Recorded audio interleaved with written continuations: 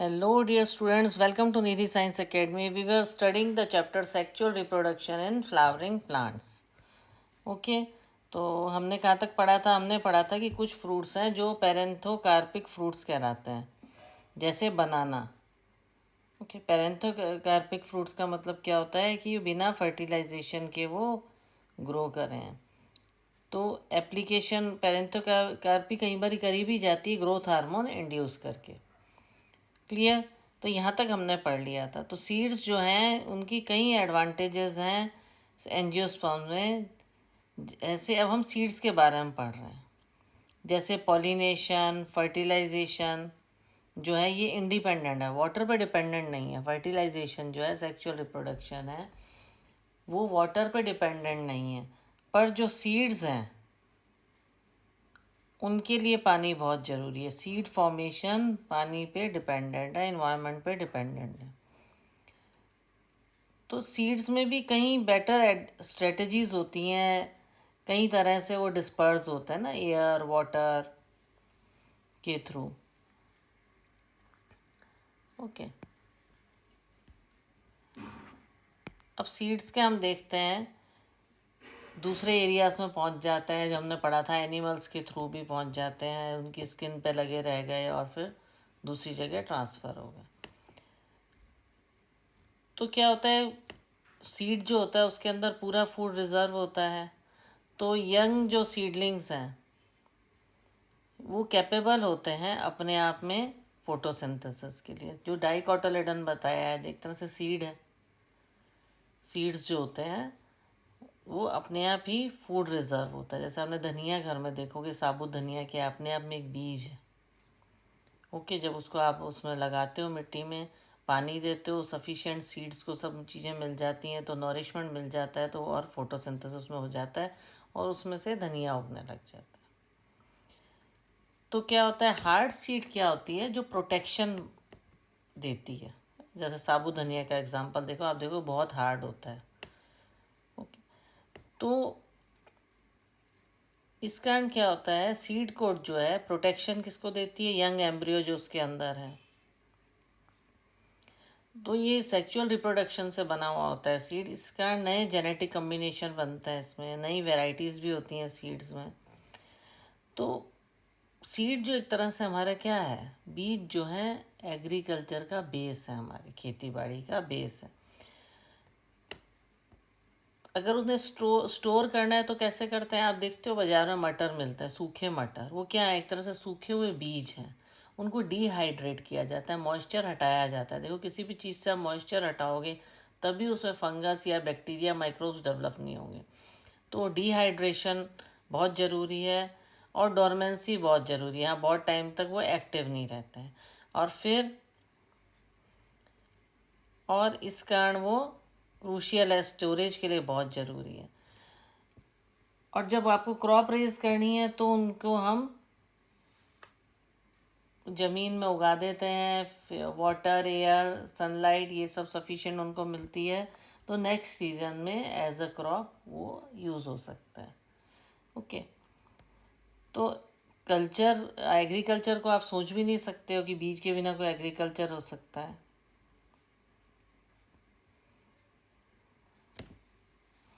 कुछ ऐसे होते हैं जो प्रेजेंस ऑफ सीड में जर्मिनेट कर जाते हैं.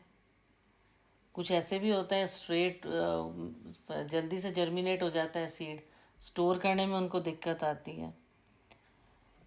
तो जब तक उनको फैलाते नहीं हैं तब तक कब तक अलाइव रह सकते हैं, डोरमेंट रह सकते हैं स्टेज में. तो ये स्पीशीज़ पे डिपेंड करता है, वेरी करता है सीड टू सीड. ओके, कईयों में कितने टाइम तक, कई महीनों तक स्टोर कर सकते हो, सीड्स ख़राब नहीं होते. और कई ऐसे, ज़्यादातर ऐसे हैं जो कई सालों तक सीड्स ख़राब ही नहीं होते और रिमेन अलाइव. अलाइव हैं, वो जर्मिनेट नहीं हुए, जैसे सूटेबल कंडीशन मिलेगी वो जर्मिनेट हो जाएंगे, ग्रो कर जाएंगे.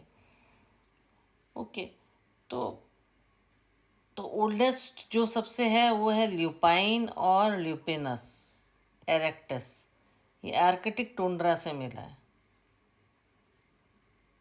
ये सीड कितने दिन बाद जर्मिनेट हुआ, 10,000 ईयर की डोरमेंसी के बाद ये वापस जर्मिनेट हो गया। ये सबसे बड़ा रिकॉर्ड है। 10,000 साल का तक डोरमेंसी रही। 10,000 साल तक वो एक्टिव नहीं था और बाद में सूटेबल कंडीशंस में वो एक्टिव हो गया। और 2000 ईयर ओल्ड है, जैसे डेट पाम, खजूर का पौधा 2000 साल तक उसका सीड डोरमेंट कंडीशन में रहता है, सही कंडीशन में रहता है, ख़राब नहीं होता। ओके। ऐसे ही फोनिक्स डेक्टिफेरिया बताया, जो आर्कियोलॉजिस्ट जो रिसर्च करते हैं पुरातत्व विभाग वाले, उन्होंने फोनिक्स डेक्टिलीफेरा को भी डेड सी के पास इसको डिस्कवर किया। जब हमने बहुत सारा पढ़ लिया सेक्सुअल प्रोडक्शन में, तो हम देखते हैं कि रिप्रोडक्टिव कैपेसिटी होती है फ्लावरिंग प्लांट्स की, कि कितने एम्ब्रियो सेक बने, कितने ओव्यूल बने, ओवरीज क्या कैसे हुआ, how many ovules are present, flowers are present, so on. तो इस तरह से आप वैरायटी ऑफ प्लांट्स को ऑब्जर्व करके आपको उसके बारे में पता लगता है। अब आप देखते हो हर फ्रूट में बहुत सारे सीड्स होते हैं। टमाटर में देख लो कितने सारे बीज होते हैं, उन्हीं को ड्राई करके बीज बन जाते हैं। ओके, सिंपल एग्जाम्पलेस्ट एग्जाम्पल मैं दे रही हूँ। ओके, तो इस तरह से बताया गया है। अब है एपोमेक्सिस एंड पॉलीएम्ब्रियोनी। सीड्स जो हैं फर्टिलाइजेशन का वैसे तो प्रोडक्शन है, हमने पढ़ा है, पर कुछ ऐसे प्लांट्स हैं जैसे ग्रासेस है, एस्टेरेकी है, इसमें स्पेशल मैकेनिज्म होता है सीड्स विदाउट फर्टिलाइजेशन, इसको बोलते हैं एपोमिक्सिस, जिसमें सीड प्रोड्यूस होते हैं बिना फर्टिलाइजेशन के। तो बिना फर्टिलाइजेशन के जो हमने बताया था कौन से प्रोड्यूस होते हैं, सबसे पहले हमने यहाँ पढ़ा था पैरेथेनोकार्पिक फ्रूट्स में बनाना को पढ़ा था, जिसमें था ग्रोथ हार्मोन से विदाउट फर्टिलाइजेशन से develop parthenocarpic fruits. Okay, apomixis is a form of asexual reproduction. इसमें सेवरल वे होती हैं डेवलप होने की एपोमेक्टिक सीड्स की, सीड्स भी वैसे ही डेवलप होते हैं। तो डिप्लॉयड एक्सेल फॉर्म होते हैं बिना रिडक्शन डिवीजन के और डेवलप हो जाते हैं एम्ब्रियो में बिना फर्टिलाइजेशन के। जैसे सिट्रस और मैंगो जो हैं, सिट्रस फ्रूट्स खट्टे फल और आम में वैराइटीज़ हैं, इसमें जो न्यूक्लियर सेल्स हैं जो एम्ब्रियो के सैक के चारों तरफ रहते हैं वो डिवाइड होने शुरू हो जाते हैं और एम्ब्रियो सैक में जाके ये डेवलप हो जाता है एम्ब्रियो में। इन स्पीशीज़ में ओव्यूल के अंदर बहुत सारे एम्ब्रियोज होते हैं, more than one embryo in a seed, इसको बोलते हैं पहली एम्ब्रियोनी। क्या बोलेंगे इसको? बोलेंगे पॉली एम्ब्रियोनी। ओके, ऐसे ही आप सीड्स में देखते हो, ऑरेंज में कितने सारे सीड्स होते हैं अलग अलग तरह के, छोटे बड़े। ओके, तो हाइब्रिड वैरायटी जो होती हैं सेवरल फूड्स की, वेजिटेबल्स की, मतलब कहीं हाइब्रिड वैरायटी, हाइब्रिड मतलब बेटर प्रोडक्शन करना, किसी भी सीड का, अच्छी क्वालिटी के सीड्स का प्रोडक्शन करना। खुद से क्या करते हैं कि ऐसे के पोलन्स जो हैं हाइब्रिड सीड्स में, क्या होता है कि जो हाइब्रिड वेजिटेबल कैसे होती है, प्लांट ब्रीडर्स क्या करते हैं, दो डिफरेंट वैरायटी को क्रॉस पॉलिनेट करते हैं, और जो हाइब्रिड होता है वो बेस्ट ट्रेट होता है ईच पेरेंट्स का। ओके, तो इस तरह से हाइब्रिड की इंक्रीज होती है प्रोडक्टिविटी, पर हाइब्रिड में सबसे ज़्यादा हाइब्रिड सीड्स भी प्रोड्यूस किए जाते हैं। अगर हाइब्रिड से ही हम जो अच्छी वैरायटी की सीड्स शो करेंगे तो कई बार प्रोजनी अलग अलग हो जाती है, हाइब्रिड करेक्टर हमेशा मेंटेन नहीं रह पाता है, और हाइब्रिड सीड बहुत कॉस्टली होता है। तो फार्मर के लिए बहुत एक्सपेंसिव हो जाता है। इसमें क्या करते हैं, क्रॉस पॉलिनेट करते हैं।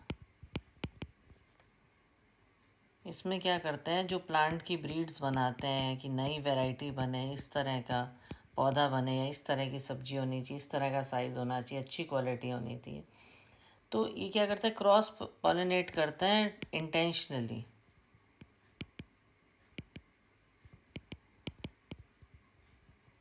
Okay, two different varieties of plant को। Okay, to produce an offspring और हाइब्रिड। ओके, जिसके अंदर क्या हो, बेस्ट ट्रेड्स हो, दोनों पेरेंट्स के जो हैं बेस्ट ट्रेड्स हो, उसको क्या बोलते हैं हम, हाइब्रिड। तो प्लांट ब्रीडर्स जो होते हैं वो इंटेंशनली क्रॉस पॉलिनेट करते हैं दो डिफरेंट वैरायटी के प्लांट्स को और प्रोड्यूस करते हैं ऑफस्प्रिंग और हाइब्रिड, जिसमें बेस्ट रेट हो पेरेंट्स के। ओके, तो अगर सीड्स जो है हाइब्रिड वाले सो किए जाते हैं तो हम देखते हैं जो उसकी प्रोजेनी है वो सेग्रीगेट हो जाती है, अलग अलग बिखर जाती है और हाइब्रिड करेक्टर मेंटेन नहीं रह पाता। और हाइब्रिड में क्या करते हैं, क्रॉस पॉलिनेट करते हैं, पोलन्स को स्टिग्मा से यूनाइट करते हैं, फिर उनका सेक्सुअल प्रोडक्शन करते हैं, फिर उसको आगे हाइब्रिड वैरायटी उसकी बनती है। तो ये बहुत एक्सपेंसिव प्रोसेस हो जाता है। तो if these hybrid made in apomixis, अगर एसेक्सुअल सीड फॉर्मेशन हो तो सेग्रीगेशन नहीं होगा, कैरेक्टर्स बदलेंगे नहीं।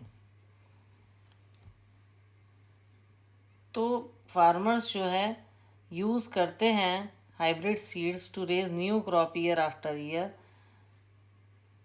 और उन्हें खरीदने नहीं पड़ेंगे फिर अगर इनको एसेक्सुअली प्रोड्यूस किया जाए तो। हाइब्रिड वैरायटी जो फूड की होती है और वो जो उसके करेक्टर हैं वो मेंटेन भी रहेंगे। सेग्रीगेशन में क्या होता है, जो है धीरे धीरे चेंज आने लग जाता है करेक्टर्स में।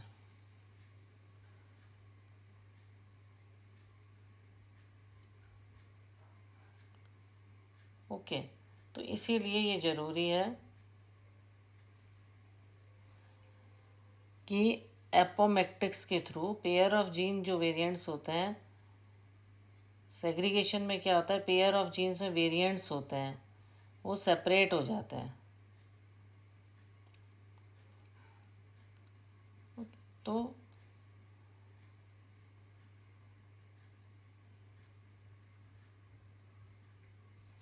इस तरह से हम बता रहे हैं कि एसेक्सुअल रिप्रोडक्शन के थ्रू सेग्रीगेशन हो जाता है करेक्टरिस्टिक्स का, तो सेग्रीगेशन नहीं होगा एसेक्सुअल करेक्टर्स में। और हाइब्रिड सीड्स फार्मर ही year after year hybrid seeds को यूज़ करते रहेंगे। ओके, तो और हाइब्रिड सीड नहीं खरीदने पड़ेंगे उन्हें, और सेग्रीगेट नहीं होंगे, करेक्टर अलग नहीं होंगे। तो ये जो एपोमिक्टिस है, importance of apomixis hybrid seed industries की है, इसमें रिसर्च हो रही है कई लेबोरेटरीज़ में, जिसमें जेनेटिक्स एपोमिक्सिस में, जिसमें एपोमेक्टिक जीन्स को डाला जाएगा हाइब्रिड वैरायटी में। तो एपोमेक्टिक जीन्स डल जाएंगी तो क्या होगा, ए सेक्चुअल रिप्रोडक्शन से कोई सेग्रीगेशन नहीं होगा जीन्स करेक्टरिस्टिक्स का, और जनरेशन टू जनरेशन अच्छी वैरायटी के सीड्स फार्मर्स को लो कॉस्ट में मिलते रहें।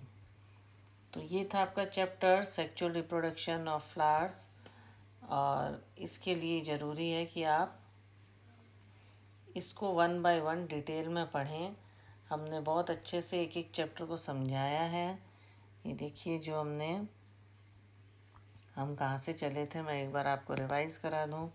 हमने क्या क्या पढ़ लिया है। एपोमिक्सिस पढ़ा है, नई टर्म है। पेरेंथोकार्पिक फ्रूट्स पढ़े हमने, सीड्स के बारे में पढ़ा, एम्ब्रियो के बारे में पढ़ा, और डबल फर्टिलाइजेशन के बारे में पढ़ा, प्री पोस्ट फर्टिलाइजेशन। ओके, सबका डिटेल में हमने देखा है। फिर पोलर पिस्टल इंटरेक्शन पढ़ा हमने, आउटब्रीडिंग डिवाइसेस हुआ। क्लियर?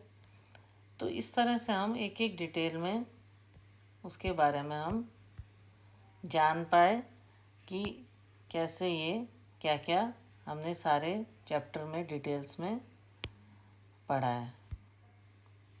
ओके, तो ये जो जितना था चैप्टर आपका sexual reproduction and flowering plants में, तो ये चैप्टर आपका कंप्लीट हो गया है।